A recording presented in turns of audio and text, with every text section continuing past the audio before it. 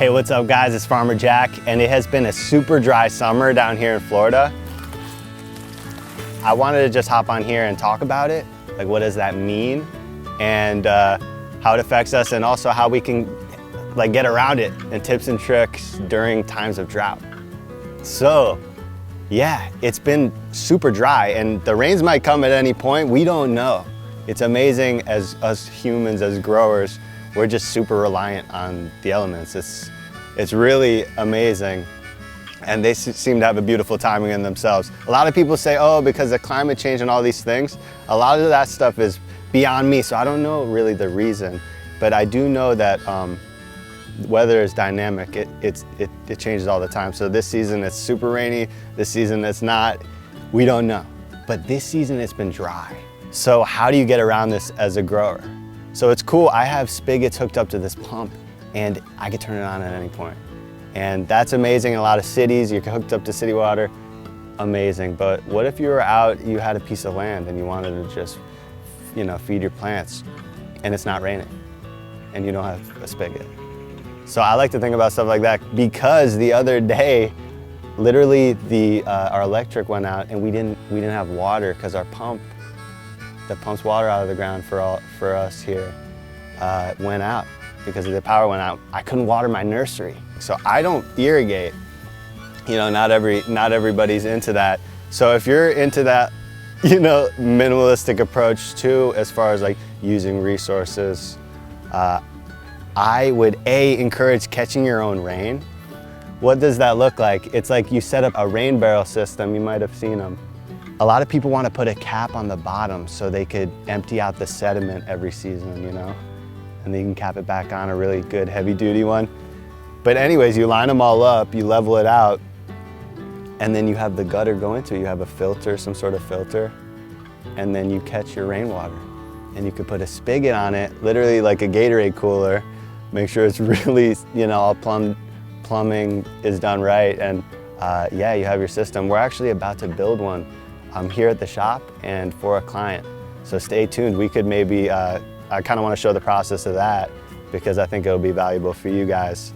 So anyways, that's the first way of like maybe getting around this drought situation. If you have roofs and you have gutters, that's an amazing opportunity to capture rain.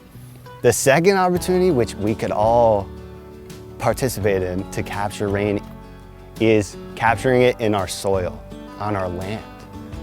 What does that look like? What does that mean? If we build organic matter in our soil, which is mulch, grass clippings, kitchen scraps, branches, banana leaves, all of that builds up and makes amazing black earth that plants love to thrive in. And like, for example, all those bananas over there, we mulch them so heavily. We've barely gotten any heavy rains all season. We haven't watered that at all. And it's because we fed it all these, these nutrients that's within the organic matter and just breaking down like slow release fertilizer. All organic matter holds water, and farmers know this too because they want to get the organic matter content higher. I've heard this from all these amazing mentors. They say, you want to get it to a point where it's so high where it holds moisture, because the more percentage organic matter in your soil, and it's like up to like 10%, some people have a lot, it's usually just a couple percent, I believe. So if you get the percentage of organic matter high enough, it actually holds more water per pound of soil, which is amazing. Like, so you want to get more porous. That's what biochar is. There's a lot of pores going on in that charcoal. It can hold more moisture in times of drought. That's what these agroforestry pros do. They've learned this stuff. How do you get through drought when you don't have a 1,000-foot hose to the water source? You have to get creative and you have to build the soil. So to recap, that's how we can get around it as growers. We could A, catch it in a reservoir, or B, catch it in the ground. That's what we do. We still don't irrigate.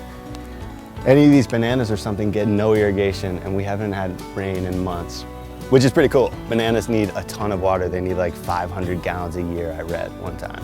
So if this video resonates with you at all and you want to learn more and go deeper, I'm having a Grow Food at Home masterclass where we're going to get into all of it from catching rainwater in times of drought and building soil and appropriate technologies. It's gonna be incredible. It's this December 3rd and 4th. It's a weekend event.